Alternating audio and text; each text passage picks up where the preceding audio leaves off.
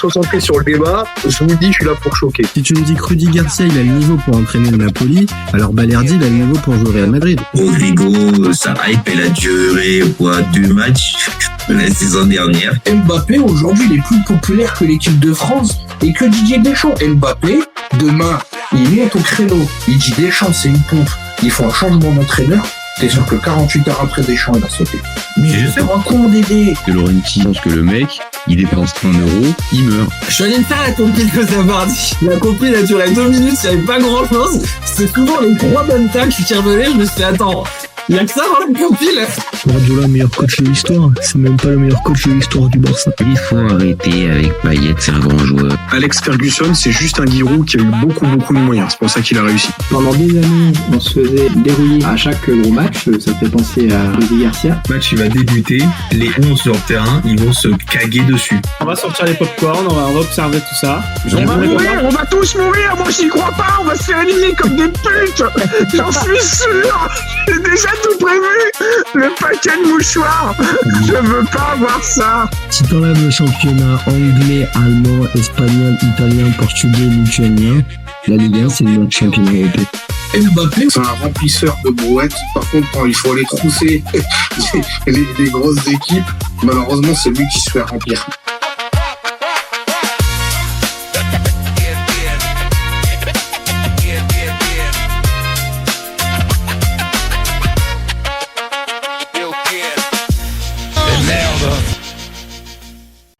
Salut à tous, super content de vous retrouver pour un nouveau débat du FC Copain Mondial 2026.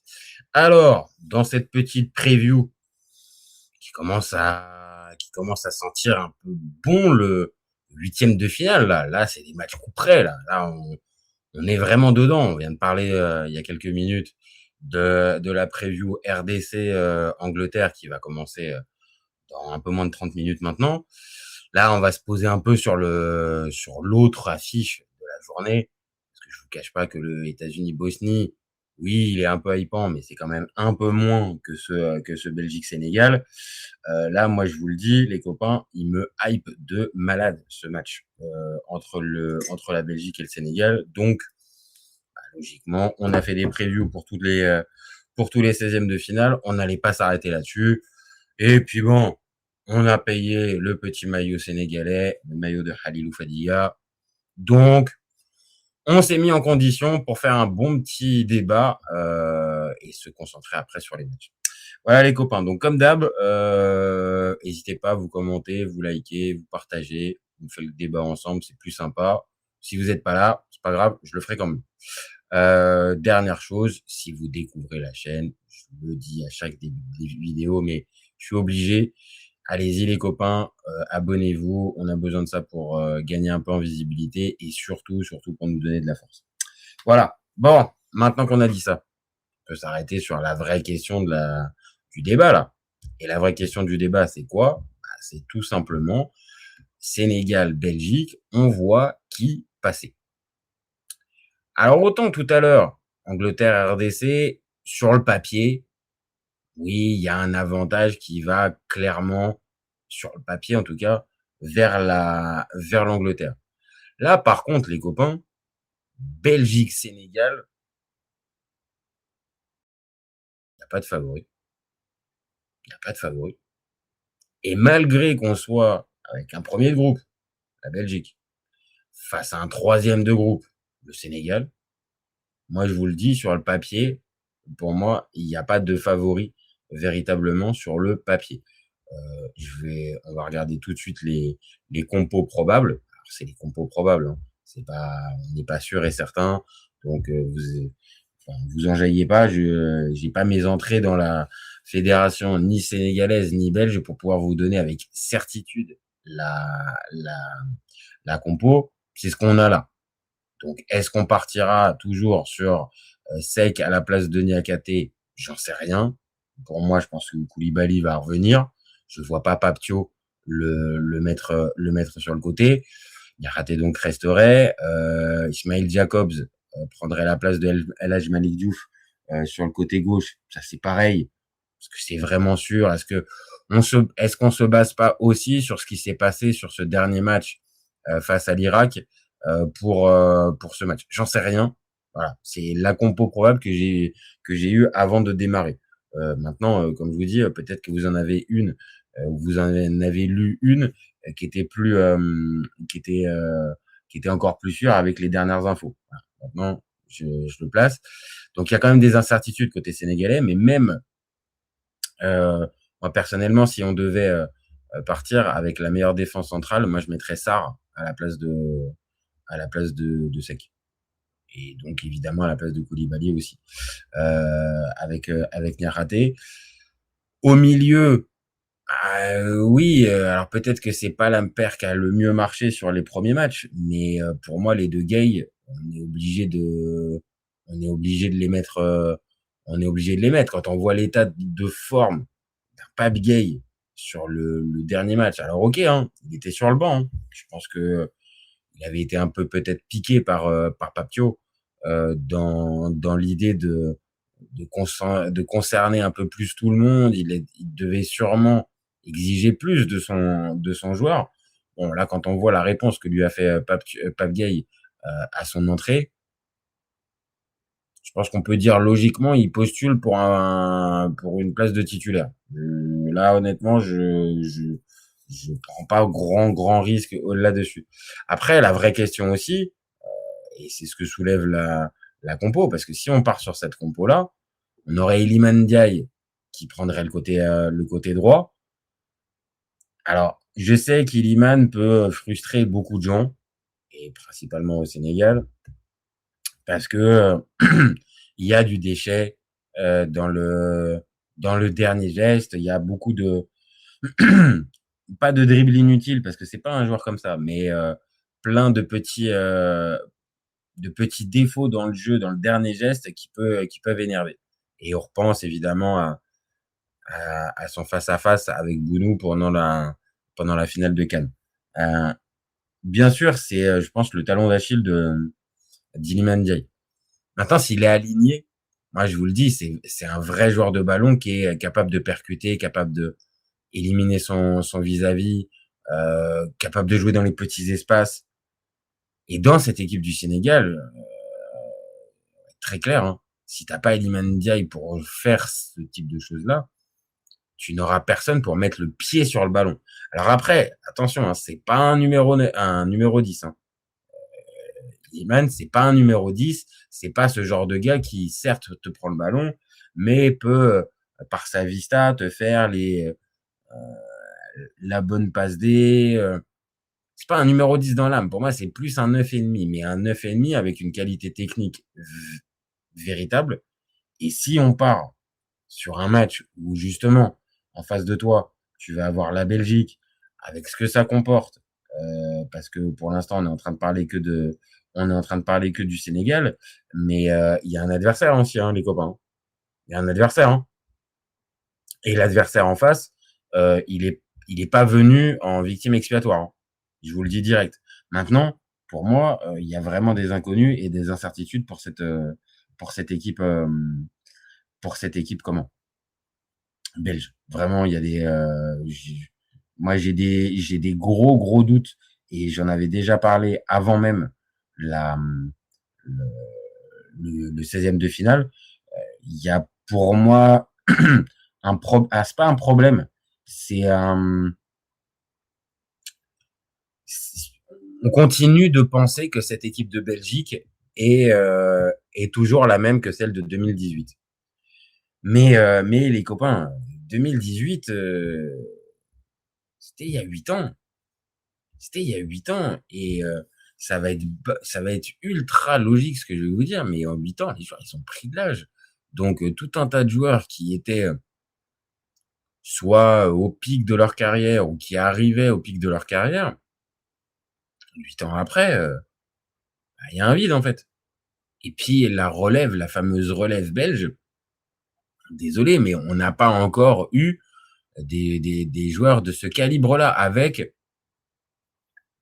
Parce que je sais pas si la fameuse génération dorée, c'est tous des top players en puissance. C'est pas forcément tous des top players. Il y a des très bons joueurs, évidemment. Il y a des Eden Hazard, des Kevin De Bruyne, des Thibaut Courtois, des Vincent Kompany, des Lukaku, à leur prime. Zéro problème. Mais après, dedans, t'as aussi des Witsel, des Fellaini, qui étaient pas, on a vu les carrières, hein. C'était des bons joueurs, mais c'était pas non plus des joueurs extraordinaires, mais qui avaient un vrai leadership. Et qui, dès qu'ils sont arrivés, même très jeunes, se sont imposés un peu avec ce leadership. Là, je ressens pas ça. Je ressens pas ça du tout dans cette équipe. Je sens, je sens pas une osmose, en fait. Alors, je vois pas tous les matchs, machin.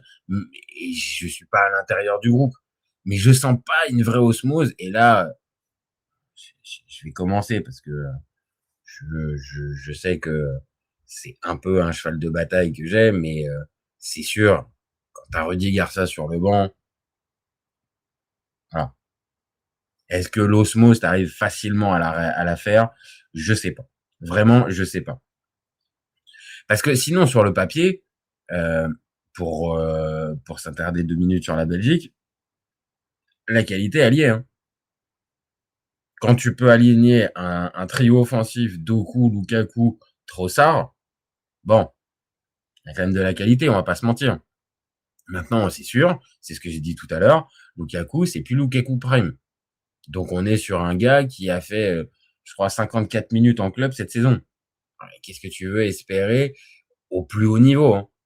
Parce que marquer contre la Nouvelle-Zélande ou dans un match de poule être à l'origine du but contre l'Égypte, ça, je sais que ce bon vieux Romelu Lukaku, il va être en capacité de pouvoir le faire. Ça, je suis pas inquiet pour ça. Et je vais même vous dire, même dans 4 ans, je pense qu'il pourra être en capacité de le faire. Par contre, euh, là maintenant, face à une équipe qui va te rentrer dedans et qui va vouloir vraiment, là, pour le coup, se qualifier, il n'y a plus de calcul, il n'y a plus rien du tout. Et les Sénégalais, euh, eux, ils reviennent vraiment de l'enfer.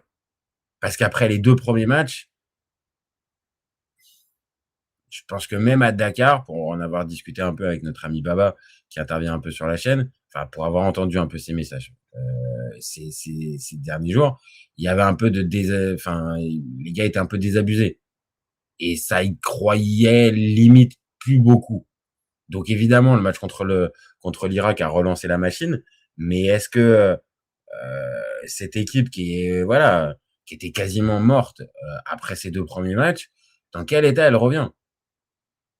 Est-ce qu'elle a pas envie, là, pour le coup, de tout arracher et de tout bouffer sur son passage parce qu'elle est passée tout proche de l'élimination? Et jouer cette Belgique, honnêtement, il y a d'autres sélections qui pour le Sénégal m'auraient fait dire bon, ça risque d'être compliqué peut-être. On n'a pas assez de garanties. Mais là, franchement, sur ce qu'on a vu de la Belgique, j'ai pas arrêté de le dire. Le match contre l'Iran, ok, il tombe sur un très bon gardien, mais c'est poussif. Contre l'Égypte, c'est poussif. Contre la Nouvelle-Zélande, c'est maladroit avant qu'au final, oui, ça se termine en 5-1, mais c'est maladroit pendant une bonne demi-heure et on sent qu'il n'y a pas de sérénité dans cette équipe tant qu'il n'y a pas eu le premier, le deuxième, voire le troisième. Oui, et puis j'en reviens toujours à la même chose, Rudy Garcia. Donc forcément, pour moi sur le papier, je vous le dis, il y a pas de favori. Sur le papier, il y a pas de favori. Amine DZ qui nous dit, tu as vu les compos du match Angleterre RDC, pas de Bakambu, pas. Oh, il a mis fiston. Il a mis fiston. Eh ben peut-être un espoir pour nos amis congolais. Voilà, donc pour revenir sur le Sénégal, oui, bien sûr, l'équipe belge, elle a des talents, et je vais pas les enlever. Et même certains qui sont peut-être, comme je l'ai dit, vieillissants, ça reste quand même des talents importants. Lukaku, De Bruyne, Courtois, je le compte pas dedans parce qu'il reste encore compétitif. Mais principalement, on a ces deux-là. Et vu que en plus ils jouent en club ensemble, vu qu'en plus ils ont fait une saison moyenne ensemble, forcément les regards se posent un peu plus dessus et on a envie de les retrouver un peu comme avant en fait. Mais les gars, je vous l'ai dit, hein, on est en 2014, on n'est plus en 2014, on est en 2026. Donc 12 ans ou même aller 8 ans après, parce que on va dire que le prime, il arrive véritablement pour eux peut-être 2018 et encore, Même De Bruyne, ça vient peut-être même un peu plus tard. C'est ça aussi qu'il faut prendre en compte dans les histoires de Coupe du Monde et pourquoi c'est autant le Graal pour les joueurs, c'est tous les 4 ans, il faut que tes générations elles arrivent à tenir, que tu trouves l'osmose, que voilà, t'es pas que des cadres vieillissants ou que t'es pas que des jeunes avec beaucoup d'ambition. Il faut que t'aies le mix des deux. Et là, dans cette Belgique, moi je vous le dis, je retrouve pas ça. À l'inverse,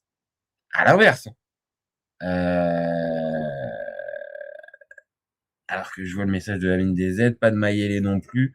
C'est Sipenga Wissa, beaucoup en attaque. Ok. Ah bah, là, il a tenté un vrai truc. Il a osé un vrai truc de ça. Ok. Ah bah, hâte de voir ça. Ça commence dans un bon quart d'heure. Donc voilà. Pour revenir sur ce fameux match Sénégal-Belgique, on le dit très souvent dans cette preview. Qu'est-ce qu'on pense du coaching?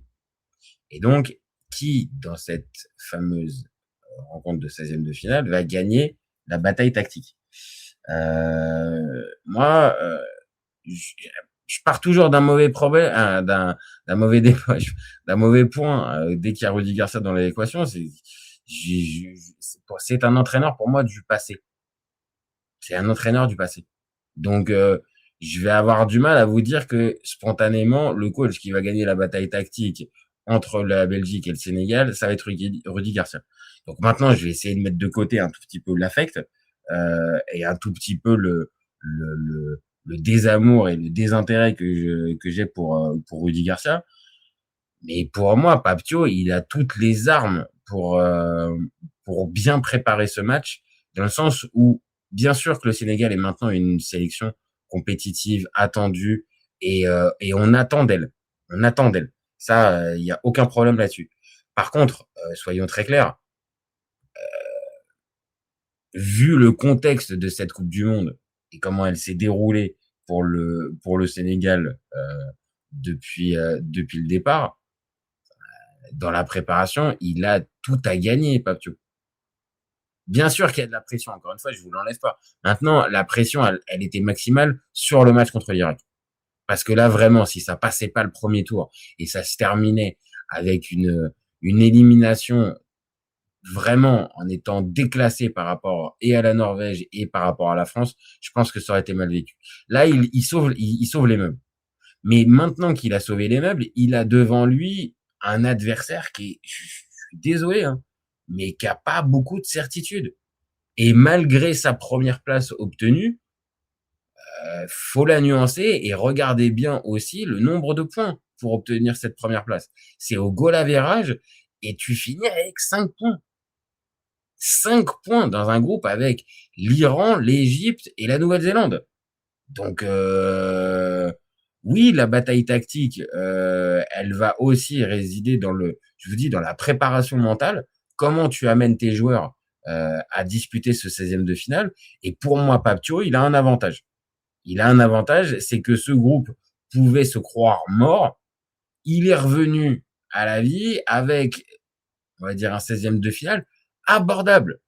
Parce que, je le dis, on me pose la question, on voit qui passer, mais sans déconner, je vous l'ai dit dès le départ, celui-là, de ce 16e de finale, pour moi, il est ultra indécis.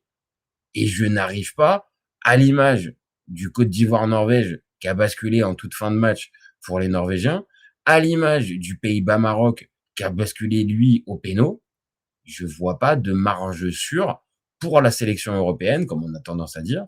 Et en plus, cette sélection européenne qui a beaucoup d'incertitudes, il n'y a pas un monde où cette sélection, justement, avec ses incertitudes, elle balaie d'un revers de main le Sénégal. En tout cas, dans l'avant-match, pour moi, je vois pas ça. Et surtout, les garanties dans le jeu qu'on a pu avoir avec cette Belgique me font très très vite redescendre en mode vraiment on peut être sûr de quelque chose. Dites-moi, amis belges, hein, si vous voyez cette vidéo, mais moi quand je regarde la Belgique, je suis jamais sûr du 11 aligné par Rudy Garcia. J'ai la sensation qu'il est toujours en train de bricoler et chercher encore sa meilleure formule et sa meilleure équipe, et que c'est un peu la forme du moment qui amène, on va dire, un une vision tactique. Mais pour moi, voilà, je le dis. Alors, on n'est pas sur de la vision en mode à la petite semaine de gagne petit. Non, non, c'est pas ça. C'est juste que les convictions tactiques de Rudy Garcia, je les ai testées pendant plusieurs saisons à l'OM. Je cherche encore les convictions tactiques, hormis les fameuses phrases on veut avoir la balle, on veut essayer de bien jouer. Ça, c'est une tarte à la crème que tous les coachs en 2026 sortent. Donc ça, non. Par contre, le vrai style, je le vois pas. Maintenant, attention, je suis en train de parler d'une Belgique qui est incertaine. Je suis en train de dire que les Sénégalais reviennent de l'enfer. Donc ça pourrait laisser sous-entendre que limite ça penche un peu du côté sénégalais. Maintenant, on va être très clair. Hein.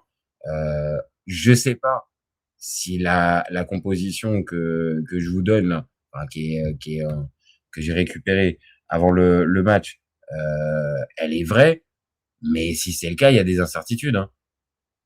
Parce que si c'est Sec véritablement qui accompagne Niakhaté, je vous le dis, je suis pas rassuré par le bonhomme. Contre l'Irak, bien sûr. Par contre, contre la Belgique, non. Pour moi, je mets Mamadou Sarr. Hein. Je n'hésiterais pas, si j'étais Papio à ce moment-là, à mettre Mamadou Sarr. Pareil à gauche, je mettrais plus El Hadji Malick Diouf. Et au milieu, c'est la vraie question. Mais pour moi, vu le match de Pape Gueye, t'es obligé de le mettre. Tu peux pas faire autrement. Amine DZ qui nous dit, ça me paraît compliqué pour les Belges, ce match peut se finir au tir au but, mais je vois bien le Sénégal le faire comme un phénix. Bah oui, hein, j'ai dit, hein. On se rejoint un petit peu. Ils sont revenus de tellement loin, ils sont crus éliminés que c'est difficile de jouer ce genre d'équipe, hein, qui peut revenir de loin. Maintenant, ça peut être aussi un signe, hein. C'est que tu es revenu de loin, mais c'était parce que t'étais pas compétitif dans cette compétition. Hein. Donc c'est à double tranchant, mais vraiment arriver à déterminer un favori, comme nous dit Enzo Pesquet sur le chat, tellement 50-50 ce match, je trouve. Bah ouais. On est typiquement dans un 50-50. Hein. Voilà, sauf si vraiment vous avez des arguments en béton, les copains. Moi, j'arrive pas réellement à me décider sur la composition. Je le dis sur le coaching, je pense que oui, Papio, au-delà même du côté Rudy Garcia, qui est pas un entraîneur ouf et tout ça, il y a une vision tactique, il y a quelque chose. Après qu'il ait pas réussi son plan contre la France et contre la Norvège, ça c'est un fait. Donc, est-ce qu'il va repartir dans un plan similaire et se prendre le mur? C'est possible, hein. C'est possible pour Papio. Je reste persuadé, et on va mettre de côté toute l'histoire de la finale de la CAN et tout ça, je reste persuadé que Papio, c'est un bon entraîneur, c'est un bon sélectionneur, qui, je viens de le dire, a une vision, a un projet clair et une manière assez juste de présenter son équipe, le football, sa vision. Donc là, je parle vraiment de ça quand il parle de foot, quand il est pas en train de parler de tout un tas d'autres polémiques, mais soyons clairs, hormis pour cette finale de Cannes, c'est pas un entraîneur à polémique. Donc moi, j'ai plutôt confiance en Papio ce soir pour inventer une bonne formule. Maintenant, je l'ai dit, si c'est la compo avec Sec, avec Iliman Ndiaye, bon, ça peut peut-être se faire, hein. Ça peut peut-être se faire, hein. Mais j'ai quand même des interrogations. Pareil, on a été regarder un petit peu les stats pour se faire une idée dans ce type de match. Il y a un paramètre qui va rentrer en ligne de compte, c'est que les deux équipes aiment beaucoup avoir la possession de balle. Donc, forcément, comme dans tout match, la possession va être un élément important pour voir qui va prendre le dessus sur l'autre. Mais on est sur deux équipes qui ont l'habitude d'avoir la possession et qui aiment avoir la possession. Sur les défenses, évidemment, sur le papier, il y a beaucoup plus de qualité côté belge que côté sénégalais, mais soyons très clairs, hein, le premier tour du Sénégal est beaucoup plus compliqué que celui de la Belgique en termes d'adversité. Quand tu joues la France et la Norvège, bon, bah, ça va être encore une fois ultra logique ce que je vais dire, mais c'est pas l'Égypte, l'Iran et la Nouvelle-Zélande. Donc, forcément, tu vas prendre moins de buts.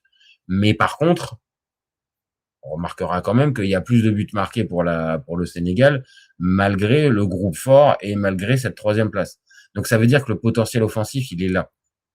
Et je pense, alors que traditionnellement, on va dire, dans les victoires et les succès qui se sont bâtis ces dernières années dans le football sénégalais, c'est plutôt grâce à la défense. Et là, j'ai tendance à penser que c'est plutôt dans la partie attaque où tu as du talent. Maintenant, il faut trouver la bonne formule. Donc, c'est là où Papio, pour moi, a du boulot. On l'a bien vu, Nicolas Jackson devant, c'est pas génial. C'est pas génial. Il manque quelque chose. Je dis pas qu'il est mauvais, loin de là. Il a et de une des qualités. Il a aussi,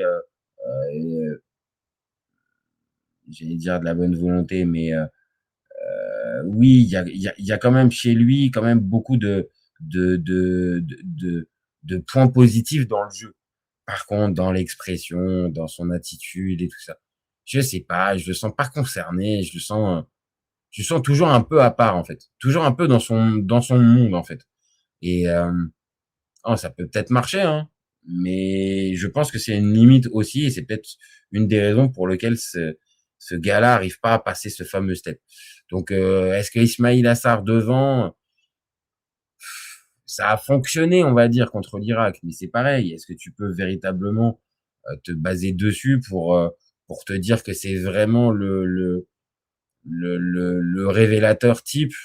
Ouais, c'est compliqué quand même, parce que l'Irak c'était vraiment très très faible, était dans une configuration où cette équipe-là en plus était éliminée. Donc il y a vraiment pas grand enseignement à tirer, mais il faut capitaliser dessus. Donc voilà, cette équipe belge n'a pas de marge, cette équipe sénégalaise n'a pas de marge. En termes de coaching, moi je reste dessus avec plutôt priorité pour Papio, mais d'une courte tête, hein. Je peux pas dire non plus, même si j'aime pas Rudy Garcia, que c'est forcément une pipe, un mauvais entraîneur. Maintenant, sur les lectures de match, j'ai bien aimé ce que faisait justement Papio, un peu moins pendant cette Coupe du Monde, mais pendant la CAN, j'ai bien aimé la lecture de ses rencontres, son coaching, ses compositions d'équipe, sa façon de réajuster. Moi, je partirais plus là-dessus, et puis j'ai l'impression que tout le groupe suit encore Papio, en fait, et qu'il n'y a pas de cassure, qu'il n'y a pas tout ça.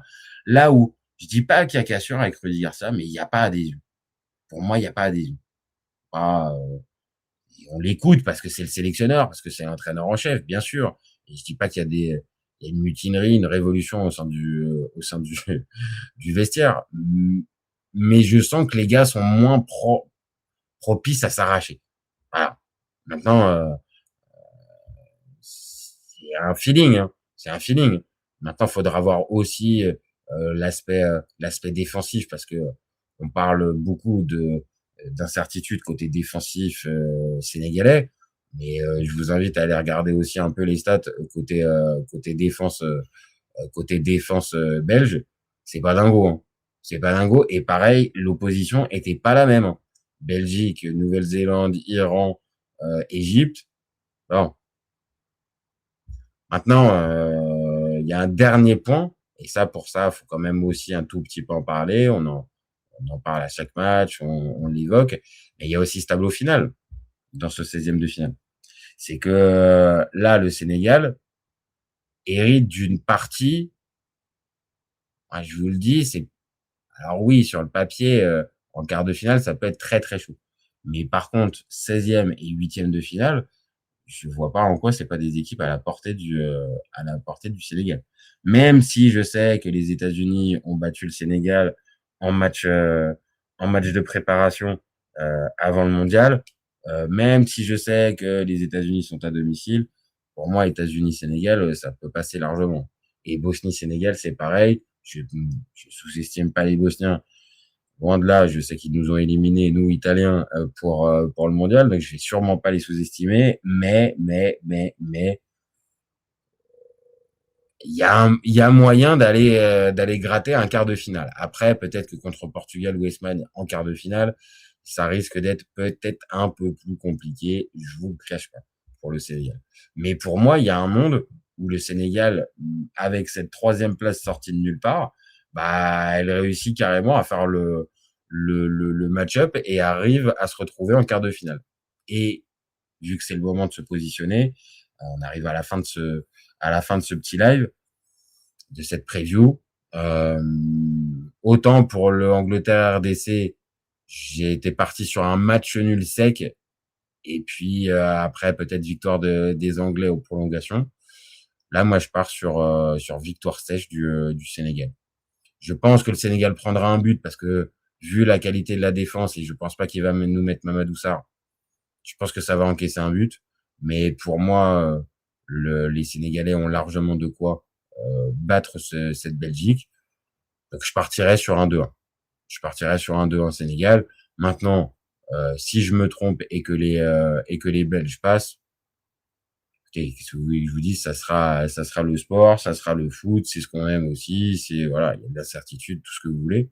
Mais sur la forme du moment, de ce que j'ai pu voir de ce mondial et de ce côté aussi un peu revenu de l'enfer, je pense que le Sénégal l'emporte d'une courte tête. Et de toute façon, hormis le France-Suède et une moindre mesure le Mexique-Équateur, on a quand même pour l'instant des 16e de finale qui sont sacrément accrochés et qui peuvent en plus réserver des surprises. Donc comme pour le grand public, il y a encore l'histoire que les Belges ils sont favoris, c'est pas interdit les gars qu'on se retrouve avec une victoire sénégalaise à la fin et que tout le monde analysera, en tout cas le grand public analysera comme oh là là, encore une grosse surprise. Mais on pourrait dire que vous l'avez entendu un peu avant tout le monde ici. On voit le Sénégal l'emporter contre la Belgique. Voilà les copains. Bon, je vais vous laisser parce que là, vous le savez, il y a un alléchant Angleterre-RDC qui va débuter. Donc moi, je file devant mon écran de télé pour regarder ça. On se retrouve pour le débrief à la fin du Angleterre-RDC. Et puis voilà. Pour ceux qui voudraient revoir le live, il va être disponible en replay dans quelques minutes sur la chaîne. N'hésitez pas à commenter, à liker, à partager et même voilà, à donner votre avis. Même après les lives, on répond aux meilleurs commentaires. Le live va être dispo aussi en replay sur toutes les plateformes de podcast, type Deezer, Spotify, Apple Podcast et toutes les autres. Et puis, si vous êtes abonné, vous savez ce qui vous attend. Vous gardez en tête qu'OFC Copains, on est ouvert toute l'année, mais encore plus pendant le Mondial 2026. Ciao, ciao les copains. Ciao, ciao.